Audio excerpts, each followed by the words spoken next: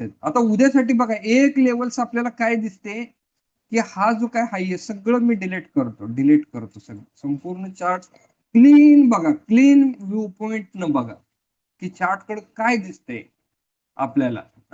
तर एक एक आपल्याला वीक दिसते 5 मिनिटच्या चार्ट वरती, एक हा रेजिस्टन्स आहे, स्ट्रॉंग रेजिस्टन्स काइंड ऑफ. या ठिकाणीच बघा इथं क्लोजिंगची प्राइस आहे, अजून एक दिवसाची इथं क्लोजिंग प्राइस आहे, इथं सपोर्ट घ्यायचा प्रयत्न केलाय, पुन्हा रेजिस्टन्स घेतलाय. म्हणजे ही एक 860च्या नियरची लेवल किंवा 850च्या नियरची लेवल ही एक स्ट्रॉंग रेजिस्टन्स आहे मार्केटला.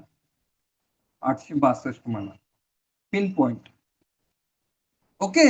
आणि एक हिडन काय झाले, एक ट्रेंड लाईन आज गेले. कोणती हिडन ट्रेंड लाईन? ही हिडन ट्रेंड लाईन. उद्या जर का प्राइस या ठिकाणी कुठं ट्रेंड लाईन पाशी भेटायला लागली तुम्हाला, तर फर्स्ट ऑफ ऑल शॉर्टची अपॉर्च्युनिटी आपण फाइंड आउट करू शकतोय. मी म्हटलं होतं की नाही तुम्हाला, एक मी तुम्हाला म्हणजे ट्रेंड लाईन कशा पद्धतीने जात असते नेक्स्ट डे साठी प्रिपरेशन करताना, त्यासाठी ही ट्रेंड लाईन आपल्याला महत्वाची दिसते. अजून एक ट्रेंड लाईन कोणती ते बघा. येस, ज्या वेळेला मी हायर टाइम फ्रेम वरती जाईन त्यावेळेला एक ट्रेंड लाईन या पद्धतीनं आले का बघूया आपण.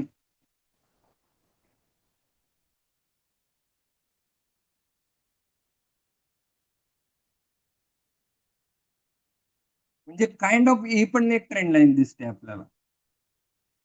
परंतु या ट्रेंड लाईन पेक्षा काय करा, रिसेंट ट्रेंड लाईन ड्रॉ करा. रिसेंट ट्रेंड लाईन ही एक ट्रेंड लाईन, पण ही पण ट्रेंड लाईन उद्यासाठी आपल्या काय खूप काय. ओके, उद्या जर का प्राइस बघा जर गॅप डाऊन होऊन आली तर या ट्रेंड लाईन पाशी रेजिस्टन्स घेणार नाही. बघा मी काय पॉइंट मग बोलतोय बघा व्यवस्थित.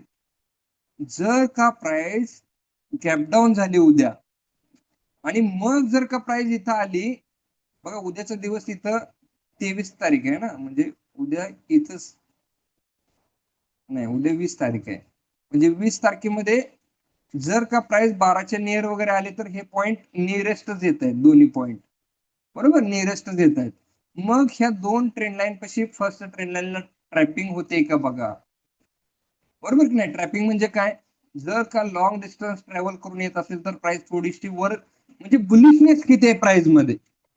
म्हणजे बघा इथं मला काय सांगायचं आहे, प्राइस मध्ये बुलिशनेस किती आहे, म्हणजे एकदम strong green green green candle बनत येते. बघा मी पूर्ण डिकोडिंग करतोय प्राइसला, म्हणजे स्ट्रॉंग ग्रीन कॅन्डल बनवत आले प्राइस, की प्राइस इथपर्यंत येऊस तोपर्यंत वीक बनले. वीक प्राइस म्हणजे वीक म्हणजे काय, की इथूनच प्राइसनं काय केलं, स्लोली स्लोली स्लगिश मूव द्यायचं चालू केलं. ज्या वेळेला स्लगिश मूव द्यायला प्राइस चालू करेल त्यावेळेस तुम्ही तयार राहा की नाही नाही इथून रेजिस्टन्स घेऊ शकते प्राइस. आणि जर काही इथपर्यंत स्ट्रॉंग कॅन्डल्स बनवत आले तर थोडस म्हणजे इथे ट्रॅपिंग होऊन ही पण एक रेजिस्टन्स लाईन आहे म्हणा, आणि इथून प्राइस फॉल होऊ शकते. का मी 2 पॉइंट सांगितले, लक्षात ठेवा. कारण इथे एक रेजिस्टन्स ही जी काही वीक बनले, ही वीक बनलेली हा एक रेजिस्टन्स पॉइंट पण त्याच्या वरती येतोय, या ट्रेंड लाईनच्या वरती. म्हणजे जे काही म्हणजे स्ट्रॉंग हँड्स आहेत, म्हणजे मार्केट मुव्हर्स आहेत, मार्केट मुव्हर्स ही ट्रेंड लाईन तर बघणारच आहेत, परंतु हॉरिझॉन्टल लाईन हे डिमांड आणि सप्लाय हे इन्स्टिट्यूशन खूप पाळत असते. हॉरिझॉन्टल लाईनला कुठं सेलअप बसलाय आणि हा सेलअप इथं दिसलाय, म्हणून मी इथं हा जर पॉइंट वरती असता तर मी एकच पॉइंट तुम्हाला सांगितलं असतं, नाही एक ट्रेंड लाईन बघा बस.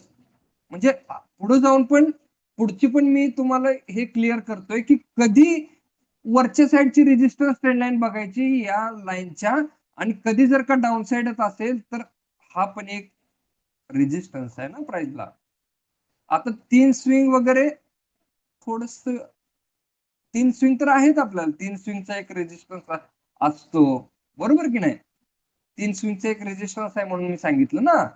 परंतु इथं जी काही वीक आहे म्हणजे डे डे अनालिसिस वरती बघताना ही एक स्ट्रॉंग वीक आपल्याला दिसते, एक स्ट्रॉंग वीक, आणि त्याच्याच नियरेस्ट हाय. म्हणजे 49 आणि 62. म्हणजे निफ्टीसाठी खूप काय मॅटर करत नाही. हा एक झोन आहे, आपण असं कन्सिडर करू शकतोय. म्हणजे 5-10 पॉईंटचा हा एक झोन आहे. म्हणजे इन्स्टिट्यूशन सेलअप करता करता 5-10 पॉईंट मूव्ह होऊ शकते प्राइस. परंतु जर का पिन पॉइंट इथं रिजेक्शन भेटते, तर त्यावेळेला हा कॅप्चरेबल मूव्ह आहे. म्हणजे हे बऱ्याच ट्रेडरांच्या पोर्टलवरती ही ट्रेंड लाईन नाही. कोणती? ही जी काय ड्रॉ केली आपण ट्रेंड लाईनच्या. कारण त्यांना काय माहित आहे, 3 स्विंग जोपर्यंत येत नाही तोपर्यंत त्यांच्या लक्षात नाहीये ही ट्रेंड लाईन. परंतु तुमच्या लक्षात आहे. काय लक्षात आहे? की नाही ही पोर्टलवरती सर लाईन पडली.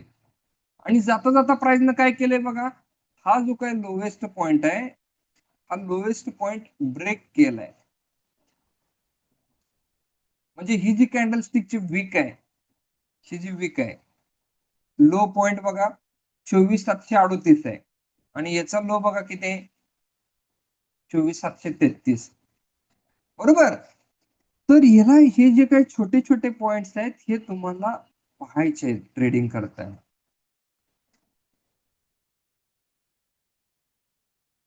म्हणजे एक साईन काय आहे की थोडस बिगरिश साईन वाटतंय. म्हणजे प्राइस बेसिस वरती. आपण पण म्हटलं बघा, म्हणजे ज्या पद्धतीने गॅपडाऊन प्राइस झाले, ग्लोबल इश्यू काही असू द्या, काही हरकत नाही. आणि प्राइसनं काय केलंय, हा 75 मिनिटचा झोन मल्टिपल टाइम टेस्ट केला. टेस्ट करून काय केलंय प्राइसनं बघा, अपसाइडचे स्विंग कोणते ब्रेक केलेत का अजूनपर्यंत तसं काहीच केलं नाही प्राइस. बरोबर. म्हणून आपण पण जसं प्राइस ऍक्शन करते त्या पद्धतीनं आपलं बिहेवियर ठेवायचं. आपण जास्त बायस्ड पण व्हायचं नाही. नाही खूप स्ट्रॉंग बिरिश आहे प्राइस किंवा बुलिश आहे प्राइस, असं काही नाही ना. प्राइसनं असं काय क्रिएट केलंय का? नाहीये. हा, जर का इथं बॉटमला आता काय केलंय, आता जी प्रॉक्सिमल लाईन पशी इंगल्फ बनण्याची प्रोबॅबिलिटी सगळी डिस्ट्रॉय होऊन, म्हणजे डिस्ट्रॉय झाले. म्हणजे इथे इंगल्फ बनली, मग ट्रेड घ्यायचा. आता तो राहिलाय का ट्रेड? तो ट्रेड नाही राहिला. इथं तो ट्रेड आपण 5 मिनिटाला हा ऑलरेडी याची या जर्नीची एन्जॉय घेतलाय आपण पण, बरोबर की नाही. ही जी काही ट्रेंड लाईन आपल्याला क्रिएट झाली होती, त्या ट्रेंड लाईनचा आता आपण एन्जॉयमेंट घेतलाय. आता बघा ही ट्रेंड लाईनला सपोर्ट घेईल असं थोडासा व्ह्यू पॉइंट कमी ठेवा. या ट्रेंड लाईनला प्राइस रिस्पेक्ट होईल, थोडासा व्ह्यू पॉइंट कमी ठेवा. आता काय करा, ज्या वेळेला इथं ट्रॅपिंग होईल, ही ट्रेंड लाईन ब्रेक होईल, ब्रेकडाऊन होईल, आणि जर का बॉटमला इंगल्फ बनवली 5 मिनिट 10 मिनिट किंवा 3 मिनिटला, तर तो एक मूव्ह एकदम कॅप्चरेबल एक असू शकतो एक वेळेस. अदरवाईज बाईंग साइडला व्यू पॉइंट ही जोपर्यंत ट्रेंड लाईन ब्रेक होत नाहीत तोपर्यंत, मग जर का फ्लॅट झाले ओपन आणि फ्लॅट होऊन इथंच ट्रेड करते प्राइस, तर इथं नाही ट्रेड घेऊ नका. इथं काय करा, तुम्ही ट्रेंड लाईन ब्रेकआउट व्हायची वाट बघा, मग थोडस आपण बुलिश होऊ शकतोय. ओके. परंतु या लेवलवरून बुलिश लगेच होऊ नका. एक वेळ मला काय वाटतंय, म्हणजे आय एम एक्सपेक्टेड मार्केटमध्ये ही जस्ट प्राइस खाली येऊ द्या आणि इथं जर का इंगल्फ बनली या लेवलला, तर एक ट्रेड कॅप्चरेबल असू शकते. ओके. अदरवाईज डाऊन साइडला काय, म्हणजे लोअर टाइम फ्रेम तर लोअर टाइम फ्रेमला खूप चांगले झोन्स नाहीयेत. एक बॉटम हाय, तिथं प्राइस ऑलरेडी क्लोजिंग बेसिस वरती पण पूर्ण खाली आली. येस, हा एक्सपायरी मुळे मूव आलाय, इथल्या पण प्राइस इथून घेऊन गेले आणि ऑलरेडी आता उद्या न्यू ऑप्शन चेनचा जन्म होतोय. नवीन वीक एक्सपायर म्हणजे क्रिएट झालं, प्रिव्हियस वीक डिस्ट्रॉय झाला. तर उद्यासाठी थोडस म्हणजे एक ट्रेंडिंग मार्केट काइंड ऑफ दिसू शकते, जर काही रेंज ब्रेकडाऊन झाली, डाऊन साइडला आलं मार्केट. ओके. मग हा पण एक सपोर्ट आहे बघा, काइंड ऑफ सपोर्ट आहे. आणि हा थर्ड पॉइंट त्यावेळेला बनू पण शकतो. एक बघा, हा सपोर्ट आहे, नेक्स्ट टाइम सपोर्ट आहे, आणि मग इथं बुलिश एंगल वगैरे काइंड ऑफ बनली तर हा एक स्ट्रॉंग सपोर्ट म्हणून क्रिएट होऊ शकतोय. एक बघा इथं रेजिस्टन्स पण प्राइसनं घेतलाय, म्हणजे प्रिव्हियस रेजिस्टन्स नाव सपोर्टचं पण इथं या लेवलनं काम केलंय. बरोबर की नाही? तर शॉर्टर टाइम फ्रेमला गेल्यावरती तुम्हाला समजेल की प्रिव्हियस रेजिस्टन्स नाव सपोर्टचं काम कशा पद्धतीने केलंय या लेवलनं.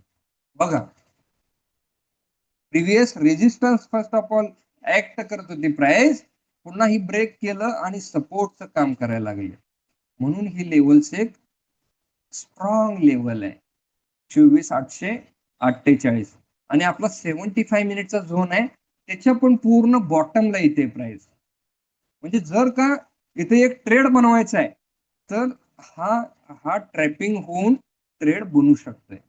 आणि बघा फर्स्ट ऑफ ऑल प्राइस काय केलं, प्राइसनं म्हणजे खाली न येता जर वरती आली तर फर्स्ट ऑफ ऑल शॉर्टची अपॉर्च्युनिटी शोधायची.